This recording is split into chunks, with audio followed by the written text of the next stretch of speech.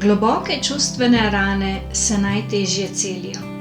A tako kot zvonček, ki ga prekrije sneg in ga to ne uniči, tako dolga zima ne more uničiti bistva posameznika.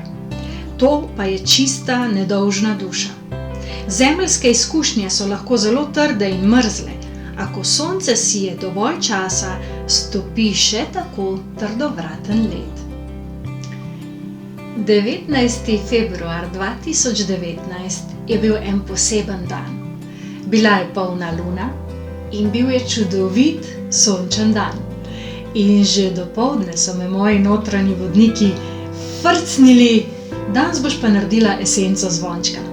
Vedela sem, da ga bom delala, ampak nisem vedela ne kaj, ne kako, ne kdaj. In tako mineva 2 leti od tega, ko sem naredila svojo prvo esenco, in zgodbo o tem sem opisala tudi v članku, ki je izšel v reviji Dobre karma horoskop.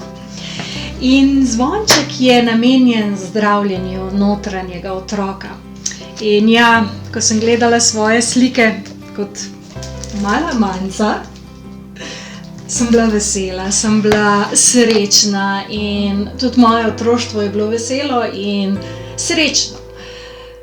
Mnogi ljudje pa nimajo te sreče, mnogi otroci nimajo te sreče in prav tam esenca zvonček naredi tisto zdravljenje notranjega otroka, tisto zdravljenje za nazaj, ki ga mnoge duše potrebujejo.